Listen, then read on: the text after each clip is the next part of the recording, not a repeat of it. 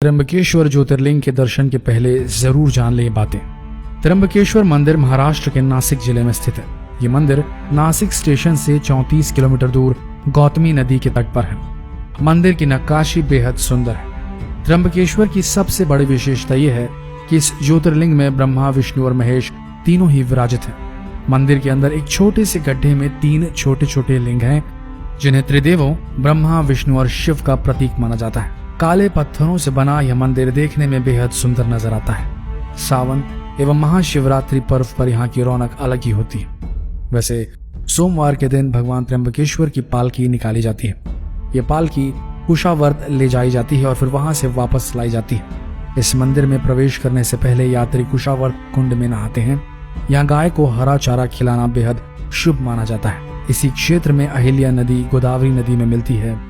कई दंपतियां इस संगम स्थल पर खास तौर पर संतान प्राप्ति की कामना करने के लिए आते हैं। आइए जानते हैं क्या क्या है त्र्यंबकेश्वर के आसपास के प्रमुख आकर्षण।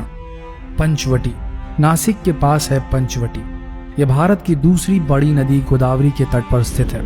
इस शहर का ताल्लुक रामायण काल से है। 14 साल के वनवास के दौरान मर्यादा पुरुषोत्तम राम, माता सीता और लक्ष्मण के साथ एक कुटिया बनाकर यहाँ रह रहे थे। लक्ष्मण ने शूर्पणखा की नाक यहीं काटी थी। इस कुटिया के बाहर से रावण ने सीता जी का हरण किया था।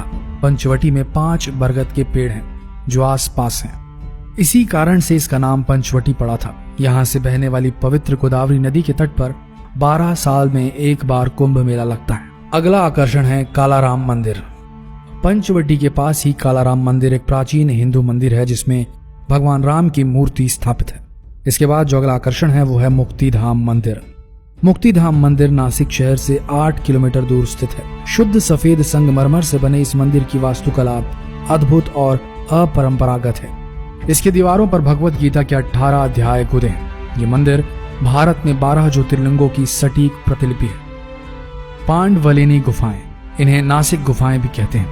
त्रिवाश्मी हिल्स के पठार पर बसी पांडवलिनी गुफाएं ये जो हैं 24 नक्काशीदार गुफाओं का एक समूह है जो बौद्ध भक्ति प्रथाओं के बदलावों को दर्शाता है। इसके बाद जो आकर्षण वहां मिलता है वो है इगतपुरी।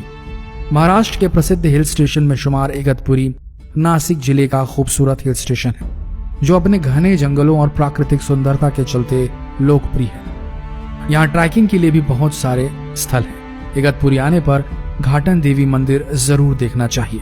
मंदिर से नीचे की घाटी और सह्याद्री पर्वतमाला के खूबसूरत नजारे देखे जा सकते हैं। तो आइए अब जानते हैं कि त्र्यंबकेश्वर कैसे पहुंचा जाए। त्र्यंबकेश्वर जाने के लिए नासिक पहुंचा जाता है।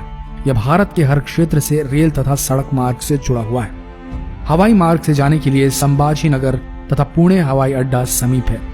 त्र्यंबकेश्वर गांव नासिक से काफी नजदीक है। नासिक पहुंचकर वहां से त्र्यंबकेश्वर के लिए बस, ऑटो या टैक्सी लिए जा सकते हैं। आपको एक और बेहतरीन जगह बताते हैं त्र्यंबकेश्वर के आसपास, वो है भंडारदरा।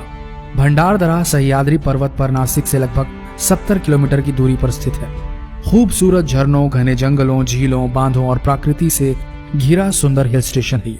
शिव जी के 12 ज्योतिर्लिंगों में श्री त्र्यंबकेश्वर को 10वां स्थान दिया गया है।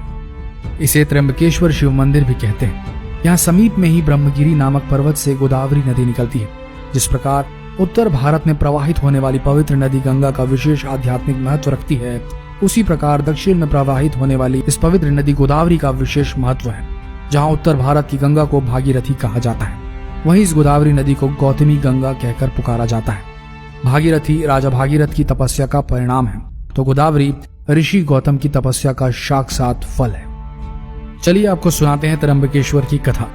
यहाँ प्रचलित कथा के अनुसार प्राचीन समय में ब्रह्मगिरी पर्वत पर देवी अहिल्या के प्रति ऋषि गौतम रहते थे और तपस्या करते थे। क्षेत्र में कई ऐसे ऋषि थे जो गौतम ऋषि से ईर्ष्या करते थे और उन्हें नीचा दिखाने की कोशिश करते रहते थे। एक बार सभी ऋषियों ने गौतम ऋषि पर गौ हत्या का आरोप लगा दिया। सभी ने कहा कि इस हत्या के पाप के प्रायश्चित में देवी गंगा को यहाँ लेकर आना होगा। तब गौतम ऋषि ने शिवलिंग की स्थापना करके पूजा शुरू कर दी। ऋषि की भक्ति से प्रसन्न होकर शिव जी और माता पार्वती वहां प्रकट हुए। भगवान ने वरदान मांगने को कहा। तब ऋषि गौतम से शिव जी ने देवी गंगा को स्थान पर भेजने का वरदान मांगा।